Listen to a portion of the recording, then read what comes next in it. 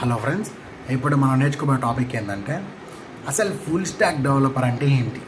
అందరు full stock డెవలపర్కి బాగా jobs వస్తాయి. ఫుల్ స్టాక్ డెవలపర్ అవ్వు, ఫుల్ స్టాక్ నేర్చుకో అంటారు. అసలు ఫుల్ స్టాక్ అంటే ఏంటంటే back end plus front end. అర్థమైందా? అసలు back end and front end అంటే ఏంటి చూద్దాం. అసలు ఫ్రంట్ ఎండ్ అంటే ఏంటంటే ఈ HTML, CSS front end design కోసం యూజ్ చేస్తాం. డిజైన్ లాంగ్వేజెస్ని ఫ్రంట్ ఎండ్ లాంగ్వేజెస్ అంటాం.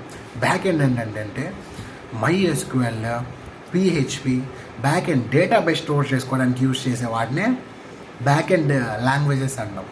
Front end languages, back end languages రెండింటిని కంబైన్ చేస్తేనే ఫుల్ స్టాక్ డెవలపర్ అంటాం. ఓకేనా? ఈ డెవలపర్ ఏమేం చేస్తాడు అంటే ఫ్రంట్ ఎండ్ని డిజైన్ చేసుకుంటాడు, ఫ్రంట్ ఎండ్లో కావాల్సిన లాజిక్ రాసుకుంటాడు, బ్యాక్ ఎండ్లో కావాల్సిన లాజిక్ రాసుకుంటాడు, డేటాబేస్ని లింక్ చేసుకుంటాడు.